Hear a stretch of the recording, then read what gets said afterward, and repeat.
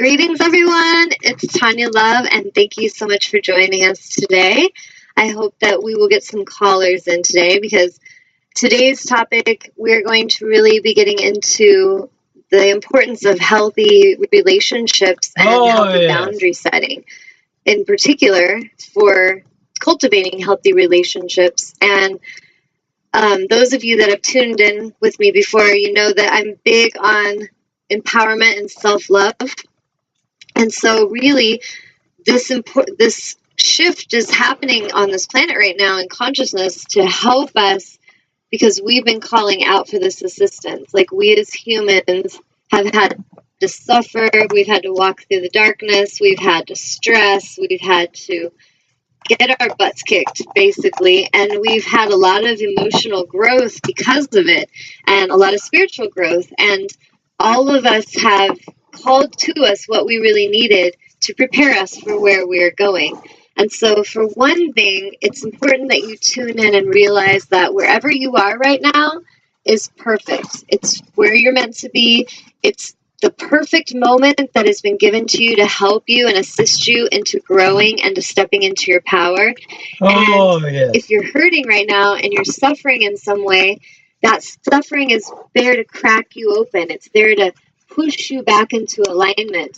So if you can look at that as a gift instead of as a curse or a punishment, if you can see it as something that you as a soul called to you for growth, as an opportunity to grow and evolve, instead of seeing it as you're being punished by some external being or God or something out there is angry and out to get you, if we can shift that and come into the awareness of the fact that we are vibrationally emitting signals every moment of the day, and we are calling to us what we desire, like rockets of desire, just shooting out. We're letting the universe know what we want and what we wish for.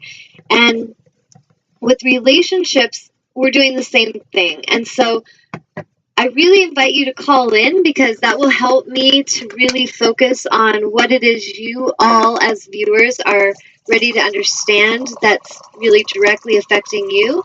So please be brave and call in, or if you want to just write in, Amnon, my behind the scenes angel, will let me know if I have any questions. So please call in or write in with your questions. Call in with your testimonials, call in with your awareness, with what you're learning right now, what you have been going through personally, and how that growth or how those experiences are helping you with your growth, with your spiritual growth. So I give you some space to do that, because I would love to be able to answer questions directly. But I'll just begin with, I feel all relationships, Source has taught me the most important part of any relationship that we will have with another begins with the relationship we have with ourselves. So those of you that are seeking love externally and are seeking someone outside of yourself to validate you or tell you you're enough in some way, to tell you you're beautiful or you're valuable, you will have tests that will come to you, because the goal of this whole process is to help you to see that you are enough now. So if there's, for example, woundedness in you, and in your childhood you suffered from, the way you saw the world as that child saw it as abandonment or as rejection or as if you weren't good enough, then in your adult life now you may be struggling with situations and energetic patterns where abandonment and rejection are coming around. That is such good copy. You have this relationship, you get abandoned, or you abandon that person so that you won't be, and you start to see this energetic pattern. So the first step in a healthy relationship, if we want to have healthy relationships with each other, is to really do our work. We have to do our soul work. And that's why I am on this planet, to help souls that are ready to do their work. So with soul coaching and with auric clearings that I do in person or remotely, that is the intention, is to help that soul to see and recognize the energetic patterns, to pull them to the surface, to clear them away so that they can actually come into alignment and actually enjoy their life and step into their power. So that is your first step.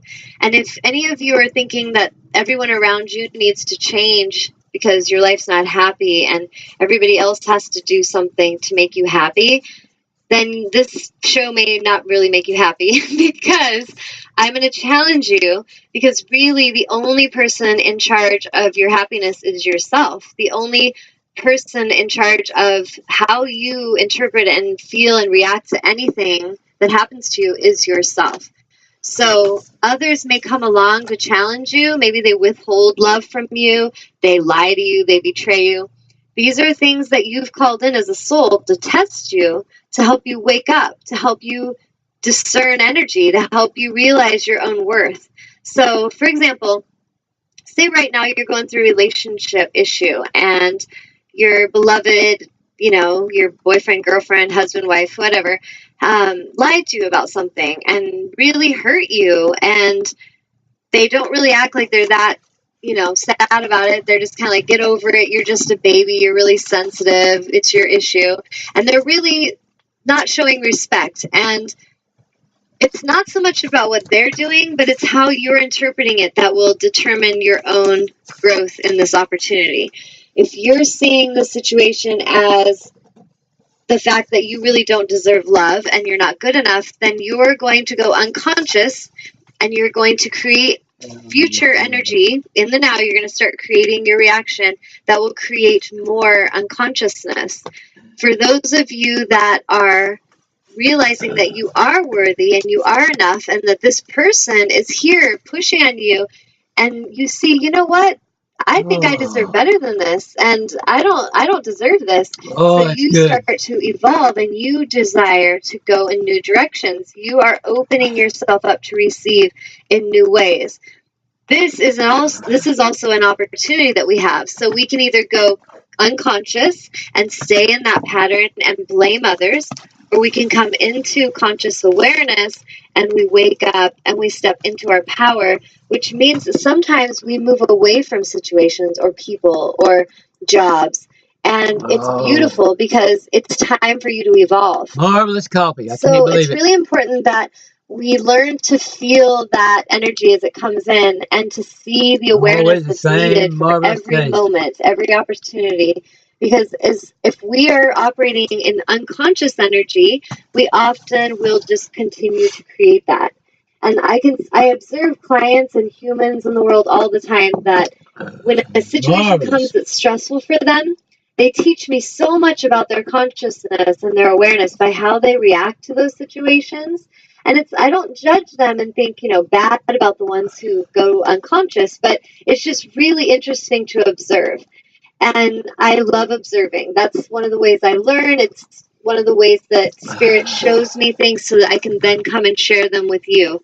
So when I observe humans that are really suffering and they're lashing out and they take that situation internal and they just destroy themselves, they start isolating themselves from others. They say negative things, and even if they're not saying them out loud, I can feel them thinking them internally. I can feel where they're at vibrationally, and so they go into a depression. This energy becomes very heavy for them, and they start to separate and to go into this reclusive place, which can be beautiful if you go there and you get still and quiet and you listen and you tune into the parts in yourself that are needing to be cleared. Because whenever someone comes and triggers us and they kind of stab us in our wounds, we don't need to go and hide and retreat and build a huge fortress to protect ourselves from that. What we really need to do is tune into the fact that that wound is there. And where did this one come from? That's right. What is it that I'm needing to forgive or release that's inside of me that is continuing to create this situation, continuing to attract these people and these situations to me that constantly tell me I'm not enough, constantly reassure me that I am not worthy or that I am not lovable. And we have these situations come in to help us. So first thing I would like to say is, from Source, from your angels, you are not being punished. You are loved. All of you as humans judge yourself so much harsher than you could imagine. And And Source and your angels are not judging you. It is you that are judging yourselves the hardest. So the first step is for you to really be gentle with yourselves, for you to really be aware of your inner dialogue and what you're saying out loud. Like the words you're saying, if they're not matching what you are wanting to embody and what you're wanting to create, then don't speak them. We should really learn to pause before we speak, because a lot of times we as humans just spurt things out, splatter, the words out without thinking about it. And we're really powerful in our creations by what we're saying and what we're thinking. So first step is self-love. I'm going to get a little bit into relationships as far as family relationships, because Source has been sharing with me that many of you, it is time for you to evolve, and the way you're looking at relationships is coming from a very misaligned structure, and the structure its time has come. It's collapsing, and we're not meant to continue enabling the misalignment. And so for some of you, say, mothers and daughters, that's a good topic, because I know a lot of mothers and daughters, go through these situations where they can feel very close, and then they can feel very distant, and they're hurting because of things they didn't get, or shame, that they feel that they should have done something better, and then the daughter kind of feels that and takes advantage. Or maybe the daughter is very loving and the mother, can't handle her challenging her when she's out of alignment. These are situations where we need to really do our healing work for ourselves, and we need to start to listen more. When we're communicating with a mother or a child, a father, a friend, when that person's speaking, it would serve us so much to really open ourselves to just be present and just listen. To really listen with the intention of understanding what they're saying to us, and to really open ourselves empathically to feel that empathy for what they're going through and what they are trying to communicate to us. What happens is a lot of humans, they listen and they just are waiting to react. They're just waiting to have their chance to talk, and they're hearing nothing.